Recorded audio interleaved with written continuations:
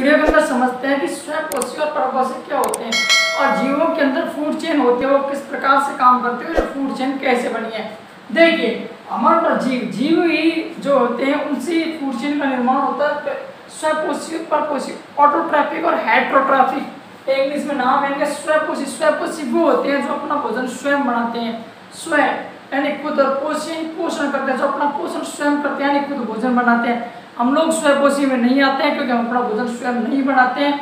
हम पहले उसे बाजार से लाते हैं, फिर उसे हम पकाते हैं और फिर खाते हैं, तो हम लोग स्वपोषी नहीं है, हम लोग परपोषी हैं। परपोषी को हम लोगों ने 4 भागों में बांट के सहजीविता, सहयोगिता, परजीविता और मृतोपजीविता। देखिए सहजीविता क्या होती है? सहजीविता का मतलब होता है मैं भी जीऊँ और तुम भी जियो, मतलब मैं भी जीता हूँ और आप भी जियो, उसे कहते हैं सहजीविता। मतलब जिसमें दोनों का ही फायदा होता है, उसका भी हो और आपका भी फायदा हो। जैसे गर्लफ्रेंड के अंदर होता है सिर्फ उसका फायदा होता है, आप लोगों को नहीं होता है, लेकिन यहाँ उसका फायदा है और आपका फायदा है। जैसे एग्जाम्पल के तौर पर जैसे आपने लाइकेन देखो, कपौधा देखो, लाइकेन क्या करता है? कवक को अपने कवक लाइकेन को अपने ऊपर रहने की अनुमति देता है। इससे 2 काम होते हैं, एक तो लाइकेन को रहने के लिए जगह मिल जाती है और दूसरा कवक की क्या हो जाती है? सफाई हो जाती है। दूसरा कई जो जैसे भैंस होती है, भैंस के कई बार या गाय के कान में कई बार या कुत्ते के कीड़ी पड़ जाती है, ठीक है ना, कीट जिस कहते हैं या मेंढी कहते हैं, जी ना, कीड़ी पड़ जाती है, उसे कई बार कौवा ये बाहर निकाल लेते हैं तो इससे कौवे का पेट भर जाता है और भैंस का कान साफ हो जाता है। तो ये असम आयोग क्या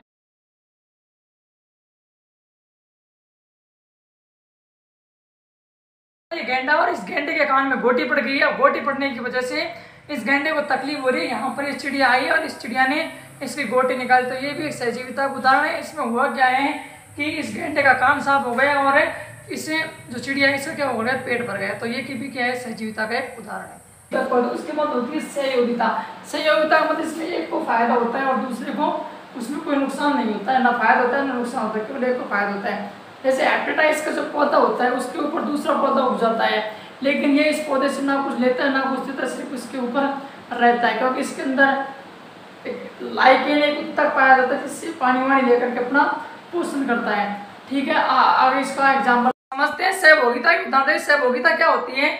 जिसमें सह मीन्स साथ में, भोग करना, मतलब इसमें किसी एक को फायदा होता है प्लस और किसी दूसरे को उसमें कोई नुकसान नहीं होता। ये एलिपेक्स का एक पौधा है, इस पौधे के ऊपर एक दूसरा पौधा उग गया है, इसमें एक पौधे को फायदा हो रहा है लेकिन दूसरे को कोई नुकसान नहीं हो रहा है। कैसे समझिएगा? इसे ऐसे समझिएगा क्योंकि ये जो पौधा है इससे कुछ ले नहीं रहा है, बस इसके ऊपर खड़ा है, क्योंकि इसके अंदर बेलामेन उत्तक पाया जाता है, उस बेलामेन उत्तक से ये पानी वानी ले लेता है और इसमें इसको फायदा हो रहा है और उसको कोई नुकसान नहीं। दूसरा आपने कई बार देखा होगा कि गांव में कई बार दादा अपने पोते मेला घुमाने के लिए ले जाता है, तो दादा साथ में जाता है, पोता भी जाने की जिद करता है, तो दादा अपने उस पोते को क्या करता है? कंधे पर बिठा के ले जाता है, तो उसमें दादा को तो कोई नुकसान नहीं हो रहा है लेकिन पोते का क्या हो रहा है? फायदा हो रहा है। चलो अपन चले साथ में, ये भी चलेगा, हम आपको बताएंगे। देखिए परजीविता क्या होती है? परजीविता का मतलब परजीवी, मतलब जिसमें एक का तो क्या होता है? फायदा होता है, दूसरे को उसमें क्या होता है? नुकसान होता है। ये एक का फायदा दूसरे नुकसान। 0 मैंने इसलिए लिखा है क्योंकि एक का फायदा दूसरा साफ नुकसान। इसका मतलब ये हो जैसे आपके केवल सर में जूं पड़ जाती है, उसमें जूं तो आपका खून चूस लेते, जुओं को तो फायदा हो जाता है और आपको उसमें नुकसान हो जाता है। सहजीविता पढ़ लिया हम लोगों ने, सहभोगिता पढ़ लिया। अब समझते हैं कि परजीवी क्या होते हैं। परजीवी वो होते हैं जिसमें एक को तो क्या होता है? फायदा होता है और दूसरे को उसमें नुकसान होता है। समझिएगा, इसे भी प्लस और माइनस से दर्शाते हैं। जैसे कई बार आपने देखा होगा कि हमारे सर के अंदर जुआ पड़ जाती है, तो उन जुआओं में होता क्या है? उन जुओं का तो साला जिस थाली में खा रही है उसी में छेद कर रही है। कैसे कर रही है? हमारा ही खून और हमारा खून पी करके जिंदा रह रही है। तो कई अभी ये परजीवी उदाहरण है। ये परजीवी उदाहरण ऐसे हैं क्योंकि अपना का खून चूस रहा, जिस थाली में खा रही है उसी में छेद कर रही है, तो इसमें जुओं का तो क्या हो रहा है? फायदा हो रहा है और अपना क्या हो रहा है? नुकसान हो रहा है। दूसरा अगर आप एग्जाम्पल समझिएगा, तो मान लीजिएगा हमारे क्लास में कोई स्टूडेंट बैठे हुए हैं और हमारी हम सबसे पिछले अगर पढ़ा रहे हैं, समझिए कि हमारी क्लास में 500 बच्चे बैठे हैं और 10 बच्चे ऐसे आ गए जिनके पास जिन्होंने फीस जमा नहीं कराई, बिना आई कार्ड आए हैं। तो उसमें हो रहा ये है कि उनका तो फायदा हो रहा है लेकिन मेरा क्या हो रहा है? नुकसान हो रहा है। क्यों? क्योंकि ये बैठा हुई पहली जगह नहीं है और 10 ऐसे आ गए जिन्होंने अभी तक फीस जमा नहीं करी है। किसको उदाहरण है? परजीवी को उदाहरण है। मृतोपजीवी क्या होते हैं? जो मृतोपजीवी क्या करते हैं? मृतोपजीवी तीनों के मरने की प्रतीक्षा करते हैं और टुकुर टुकुर देखते हैं कि साला तुम जल्दी मरो, तुम मरोगा तो हम खाएंगे तुमको। ठीक है, ये तीनों को देखता है, मृतोपजीवी श्रेणी में आता है। इसमें क्या होता है? एक का तो फायदा होता है और दूसरा क्योंकि यही नहीं तो कोई नुकसान नहीं होता है। कई बार आपने देखा है कि ट्रेन के किनारे आकर के अगर कोई व्यक्ति मर जाता है तो उस व्यक्ति की लाश कट कर किनारे लग जाते हैं, तो कुछ समय के बाद उसे परजीवी या कुछ भी मिल करके खा लेते हैं। ये मृतोपजीवी की श्रेणी में आते हैं, जैसे चील वील और ये बाहर सब इसकी श्रेणी में आते हैं। मृतोपजीवी जिसमें सिर्फ एक का फायदा दूसरा होता है, ये मृतोपजीवी होते हैं जो इन तीनों को खाते हैं, ठीक है, वो मृतोपजीविता में आते, मृतोपजीवी में आते हैं। आगे और इनको ढंग से समझेंगे, वहाँ पे आप लोगों को अच्छे से इसको और समझाया जाएगा। सहयोगिता देखिए अभी हम समझते हैं, जैसे सहजीविता क्या होती है, देखिए उदाहरण समझने की कोशिश करिएगा। जैसे हमारी क्लास के अंदर बच्चे बैठे हैं, मान लीजिए कि बच्चा हमसे पढ़ रहा है, तो ये कौन सा पोषी है, तो ये स्वयंपोषी में, स्वयंपोषी में भी कौन सा है उसमें, क्योंकि हमें तो फीस मिल रही है और बच्चे को ज्ञान मिल रहा है, तो ये क्या हो गया, ये सहजीवित हो गया। उसका भी जीवन चल रहा है, हमारा भी चल रहा है, उसको ज्ञान मिल गया, हमें फीस मिल गई, सहजीविता। सहयोगिता क्या होती है, सहयोगिता वो होती है जिसके अंदर एक को तो फायदा हो रहा है, दूसरे को नुकसान नहीं। जैसे बच्चे कई बार आपने देखा मेले में दादा घूमने जा रहा है, साथ में पोते को ले जाता है, तो उसे अपने सर पर बैठा ले जाता है, उसमें दादा को नुकसान नहीं हो रहा है, पोते को फायदा हो रहा है। ऐसे मान लीजिए हमारे क्लास के अंदर बच्चे बैठे हुए हैं, ठीक है, इसके अंदर कि हमारे पास 100 बच्चे हमसे पढ़ते हैं, ठीक है, और उसमें से एक बच्चा फीस नहीं देता है, तो उनको कोई खासा उसमें नुकसान हो नहीं रहा है और बच्चे को क्या हो रहा है, फायदा हो रहा है। तीसरा आता है परजीवी। परजीवी वो होते हैं, मान लीजिए कि हमारी क्लास में 500 बच्चों हम लोग करके बैठे हुए और उसमें 10 बच्चे बिना आई कार्ड वाले आ गए, तो उनको तो फायदा हो, लेकिन हमारा क्या हो रहा है, इसमें नुकसान हो रहा है। मृतोपजीवी वो जिन्हें क्लास में बैठने के लिए जगह नहीं मिलती है और बाहर से बैठ बैठे टुकुर टुकुर देखते हैं, वो मृतोपजीविता में आते हैं, ठीक है। आई होप आप देखिए वीडियो के अंदर समझते हैं कि जो आहार श्रृंखला होती है, जो फूड चेन होती है, वो फूड चेन क्या होती है और ये फूड चेन किस प्रकार से बनती है। इससे वीडियो के अगले वाले हिस्से में मैं आपको बता चुका हूँ कि जीवों से किस प्रकार से जीवों का विभाजन हुआ है, ऑटोट्रॉपिक और हेटेरोट्रॉपिक, जिसे स्वयंपोषी परपोषी कहा जाता है, उनका विभाजन कैसे हुआ है। परपोषी को फिर 4 भागों में बांटा, उनके एग्जाम्पल आपको मैंने स्लाइड के साथ बताए। अब समझिए कि फूड चेन क्या होती है। फूड मीन्स होता है भोजन की, और चेन होती है श्रृंखला, जिसे हम आहार श्रृंखला कहते हैं या खाद्य श्रृंखला कहते हैं। देखिएगा ये क्या है, पेड़ है, तो पेड़ जो होते हैं उन्हें हम उत्पाद कहते हैं। पेड़ों का हम उत्पाद इस वजह से कहते हैं क्योंकि पेड़ कई चीजों का उत्पादन करते हैं। उत्पादन मतलब इसे इंग्लिश में कहते हैं प्रोड्यूसर, क्यों, वो किसी ना किसी चीज को बनाते हैं। जैसे गेहूं का भी एक पेड़ होता है, सरसों का भी एक पेड़ होता है, चने का भी एक पेड़ होता है, सबका क्या होता है, एक पेड़ होता है।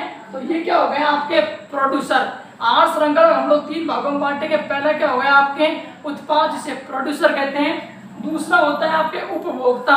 उपभोक्ता को हम कंज्यूमर कहते हैं। कंज्यूमर मीन्स जो खाने वाला होता है उसे हम कंज्यूमर कहते हैं। तो कौन खाता है, हम खाते हैं। कौन खाता है, हम। और तीसरा होता है अपघटक। अपघटक वो होता है इसके अंदर चील, बाज और गिद्ध भी आते हैं। ये क्या करते हैं, ये अगर पेड़ सड़ गया या पेड़ के अंदर द्यूं लग गई तो इस पेड़ को भी खा जाएंगे। अगर मानव कहीं ट्रेन से कट गया और कहीं ट्रेन के किनारे पड़ गया पटरी अटरी के, तो उसकी लाश सड़ने के बाद उसको भी खा जाते हैं, जिंदे को भी खा जाते हैं। तो ये दोनों खाते हैं, क्या कहते हैं, अपघटक, ठीक है। रेलवे वाला आपसे कई बार ऐसे प्रश्न पूछता है। 3 भागों में बांटने के बाद इस उपभोक्ता को, कंज्यूमर मीन्स खाने वाले को, हम लोगों ने 3 भागों में बांटा है। इस खाने वाले को नंबर 1 शाकाहारी। शाकाहारी को हम कहते हैं वेजिटेरियन। इसमें बकरी भैंस आते हैं, क्योंकि ये बकरी और भैंस सिर्फ हरा घास और भूसा और यही खाते हैं। ये किसकी श्रेणी में आते हैं, ये वेजिटेरियन या शाकाहारी की श्रेणी में आते हैं। समझ आ रहा होगा आपको। दूसरा जो है उपभोक्ता की श्रेणी, वो है मानव। देखिए मानव जो है वो शाकाहारी नहीं है, मानव जो है वो सर्वाहारी है। इसे इंग्लिश में ओमनिवोरियस कहते हैं। ये सर्वाहारी इस वजह से कि मानव को आप देखोगे तो मानव चावल भी खा लेगा, खीर भी खा लेगा, पूड़ी भी खा लेगा, सब्जी भी खा लेगा, और मौका मिला तो इसी बकरी की मीट बना करके भी खा जाएगा, ठीक है। तो मानव सर्वाहारी में आता है। इसके बाद आती है मांसाहारी, ठीक है, जिसको नॉन वेजिटेरियन कहते हैं। इसके अंदर शेर ये आते हैं जो कि मांस खाते हैं। यहाँ तक आप लोगों को समझ आ गए। अब चलिए मैं आपको बताता हूँ कि पिरामिड्स क्या होते हैं। रेलवे वाला ऐसा प्रश्न कई बार पूछता है। रेलवे पिछली बार ये प्रश्न पूछा गया था कि आहार श्रृंखला का स्थल पिरामिड कैसी आकृति का होता है। तो ध्यान रखना वो सीधा होता है।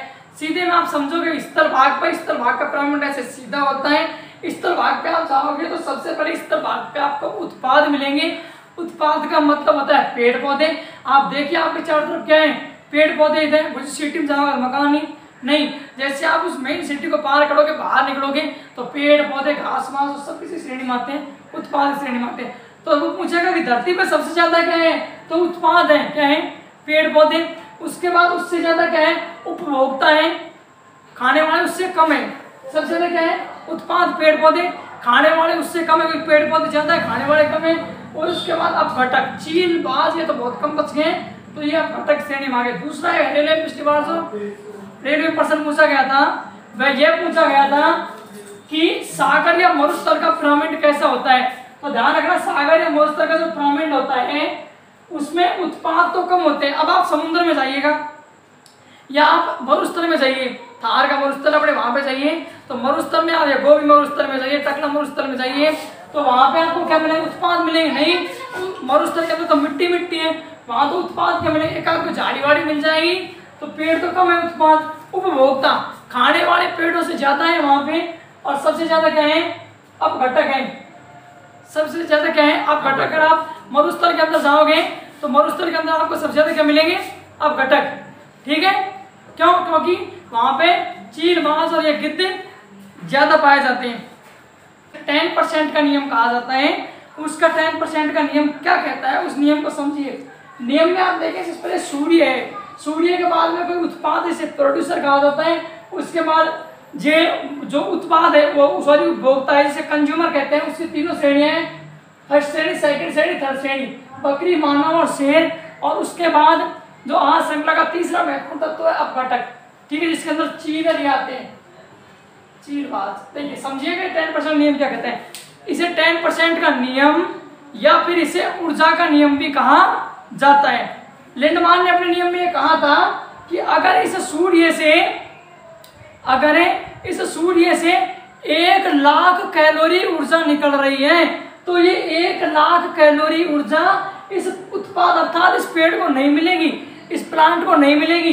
केवल इस सूर्य से जो 1,00,000 आ रही है उसका केवल 10% किसको मिलेगा, इस पेड़ को मिलेगा। जैसे यहाँ से 1,00,000 आ रही है तो यहाँ 10,000 आएगी, फिर यहाँ 10,000 है तो इस बकरी को 10,000 नहीं मिलेगी, इस बकरी को उस 10,000 का 10% मिलेगा, मतलब इसको 1,000 मिलेगी। फिर इसको इसका 10% मतलब 1,000 का यहाँ 100 मिलेगा, और इसको 10 मिलेगा और इसको 1 मिलेगा।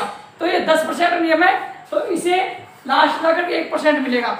आई होप आपको समझ आया होगा। आगे देखिए, लिंडमान ने एक नियम और दिया था। ये तो लिंडमान का कौन सा नियम है, ये लिंडमान का ऊर्जा वाला नियम है। और लिंडमान के दूसरे नियम के अनुसार कि अगर इनके अंदर जहर दिया जाए, क्या दिया जाए, ऊर्जा लास्ट वाले सबसे कम मिलेगी, लेकिन अगर जहर दिया जाए तो जहर का असर सर्वाधिक किस पर होगा, जो आहार श्रृंखला में लास्ट में आ रहा है उस पर सर्वाधिक असर होगा। मान लीजिए कि सूर्य को अगर जहर दिया जाता है, सूर्य से अगर कोई जहर प्रोड्यूस होता है, तो उस जहर का सर्वाधिक असर किस पे होगा, उत्पाद पर। लेकिन उससे जो ज्यादा असर है वो किस पे होगा, बकरी पर। मान लीजिए इस पेड़ में कोई जहर दे दिया गया है और उस जहर को अगर बकरी खा जाती है तो बकरी ज्यादा इन्फेक्टेड होगी। अगर उस बकरी को मीट बना कर कोई मानव खा जाता है तो वो मानव ज्यादा इन्फेक्टेड होगा, और उस मानव को अगर कोई शेर खा जाता है तो वो शेर ज्यादा इन्फेक्टेड होगा, और इस शेर को अगर मरने के बाद कोई गिद्ध या चील खा जाती है तो वो ज्यादा इन्फेक्टेड होगी। मतलब आहार श्रृंखला का लिंडमान नियम ये कहता है, अगर ऊर्जा दी जाएगी तो लास्ट वाले को सबसे कम मिलेगी, लेकिन अगर जहर दिया जाएगा तो लास्ट वाले को सबसे ज्यादा मिलेगा।